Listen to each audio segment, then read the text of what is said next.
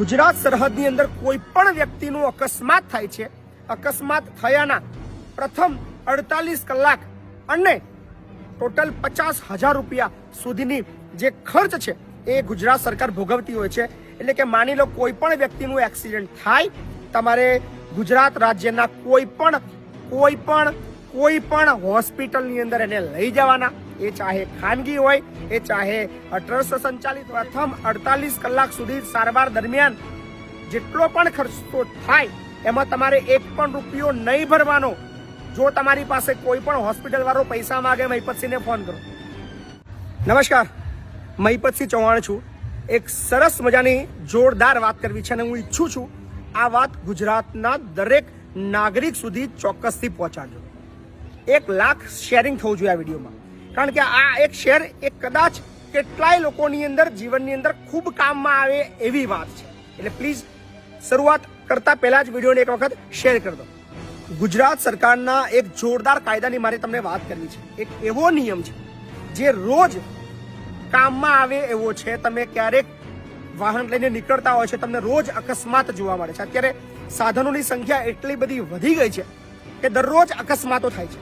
પણ રાજ્ય સરકાર, આપણી ગુજરાત રાજ્ય સરકાર તરફથી એક જોરદાર નિયમ બનાવવામાં આવ્યો છે કે આપણા ગુજરાત સરહદની અંદરમાં કોઈ પણ નાગરિક, એ ચાહે ગુજરાતનો હોય કે ગુજરાત બહારનો હોય, કોઈ એના આઈ કાર્ડની જરૂર નથી, કોઈ પણ પ્રકારના કાર્ડની જરૂર નથી, કોઈ પણ પ્રકારના કશું જ એનું પાસે મેડિકલનું કાર્ડ ના હોય ચાલશે. સીધું જ એની ટ્રીટમેન્ટ 50,000 રૂપિયા સુધીની સહાય એ રાજ્ય સરકાર ભોગવે છે. એટલે કે કેવી રીતે લાભ મળે છે તમને સવિસ્તાર આ માહિતી આપું છું. વિડીયોને પહેલા એક વખત શેર કરો. ગુજરાત સરહદની અંદર કોઈ પણ વ્યક્તિનું અકસ્માત થાય છે, અકસ્માત થયાના પ્રથમ 48 કલાક અને ટોટલ 50,000 રૂપિયા સુધીની જે ખર્ચ છે એ ગુજરાત સરકાર ભોગવતી હોય છે. એટલે કે માની લો કોઈ પણ વ્યક્તિનું એક્સિડન્ટ થાય, તમારે ગુજરાત રાજ્યના કોઈ પણ હોસ્પિટલની અંદર એને લઈ જવાના. એ ચાહે ખાનગી હોય, એ ચાહે ટ્રસ્ટ સંચાલિત હોય, એ ચાહે સરકારી હોય, એની કાઇન્ડ ઓફ હોસ્પિટલની અંદર તમારે લઈ જવાના. એની પ્રાથમિક સારવાર માટેની જે ખર્ચની રકમ છે મહત્તમ 50,000 રૂપિયા, યાદ રાખજો, એ તમારે ચૂકવવાની નથી. પ્રથમ 48 કલાક સુધી સારવાર દરમિયાન જેટલો પણ ખર્ચો થાય એમાં તમારે એક પણ રૂપિયો નહીં ભરવાનો. જો તમારી પાસે કોઈ પણ હોસ્પિટલ વાળો પૈસા માંગે, મહિપતસિંહને ફોન કરો. ગુજરાતની અંદર કોઈ પણ હોસ્પિટલની અંદર તમારું જો વાહન અકસ્માત થાય છે એની ટ્રીટમેન્ટ માટે પ્રથમ 48 કલાકમાં 50,000ની જે લિમિટ છે એની અંદર એ લોકો જો તમારી પાસે પૈસા માંગે, મહિપતસિંહને ફોન કરો. મહિપતસિંહ તમને છાતી ઠોકીને કહે છે તમને મદદ કરશે અને તમારે પૈસા નહીં ભરવા પડે, એની ગેરંટી આપું છું. હમણાં જે કિસ્સો બન્યો, આ વિડીયો બનાવવાનું કારણ પણ એ જ છે. 1 કલાક પહેલા એક હોસ્પિટલની અંદર પેશન્ટ એડમિટ થયો છે, એનું એક્ટિવા પર કંઈક એક્સિડન્ટ થયું છે. 2-3 કલાક ટ્રીટમેન્ટ ચાલી, થોડી ગંભીર હોવાને કારણે એને રિફર કરવો પડ્યો છે બીજી હોસ્પિટલમાં. પણ આ જે 2-3 કલાકના સારવારના 46,000 રૂપિયા ડોક્ટરે બિલ કાઢ્યું. એની પાસે ઉઘરાણી કરી, એની પાસે માગણી કરી. પેલા ભાઈએ કીધું મારી પાસે આટલા પૈસા નથી સાહેબ, 10-15,000 રૂપિયા ઓછા કરો. એમાંથી કોઈ પરિચિત વાળો તો સીધું મને ફોન કર્યો, મહિપતસિંહ આવું થયું છે, આ હોસ્પિટલ વાળા 46,000 બિલ કાઢ્યું છે, કંઈક ઓછું કરાવડાવો ને.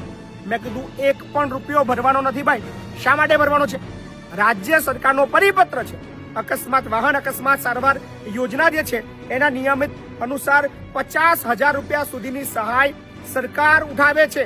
ફક્ત એક જ ફોર્માલિટી કરવાની છે. કોઈ પણ વ્યક્તિનું એક્સિડન્ટ થાય, એ વ્યક્તિ અથવા એનો સ્નેહીજન એક એપ્લિકેશન ફોર્મ ભરે, એ બાબતનું જે નિયત નમૂનાનું ફોર્મ છે સાથે એક એપ્લિકેશન કરે. આ બિલ જે ખર્ચો થયો એ ડોક્ટર, હોસ્પિટલ, એ જે તે જિલ્લાની જે વડી કચેરી છે ત્યાં એપ્લિકેશન કરીને એને મળી જાય છે. એટલે તમારે પૈસા ચૂકવવા નથી. છતાં પણ જો અકસ્માત દરમિયાન 50,000થી નીચેની રકમ તમારી પાસે કોઈ પણ હોસ્પિટલ માંગણી કરે, પ્રથમ 48 કલાક મહિપતસિંહનો સંપર્ક કરજો. 1 પણ રૂપિયો તમને ભરવાનો નહીં આવે, ગેરંટી આપું છું. એટલે બહુ જોરદાર યોજના છે. ગભરાવાનું છે નહીં, ડરવાનું છે નહીં, ચિંતા કરવાની નથી. અને તમામ હોસ્પિટલો અહીંયા એવું નહીં કે ભાઈ સરકારી છે કે પ્રાઇવેટ છે કે ફલાણી ઢીકણી ટ્રસ્ટની છે, કશું જ નહીં. સરકારનો પરિપત્ર છે. એક જ વસ્તુ યાદ રાખવાની, જાગૃત બનશો, તાકાતથી વાત કરશો તો તમારા પૈસા બચશે. હમણાં જ 1 કલાક પહેલા મહિપતસિંહે 46,000 રૂપિયા એક જણના બચાયા. તો મારી ઈચ્છા થઈ કે 46 એક જણા બચાયા. આવા તો ગુજરાતની અંદર અસંખ્ય લોકો છે, આપણે વધારે પૈસા બચાવીએ.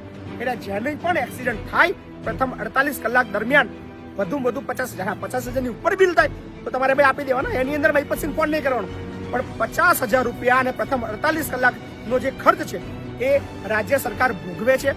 એનો મહત્તમ લાભ લેવાનો.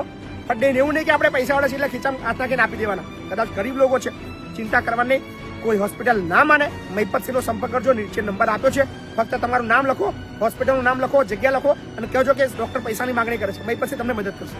ચિંતા ના કરજો.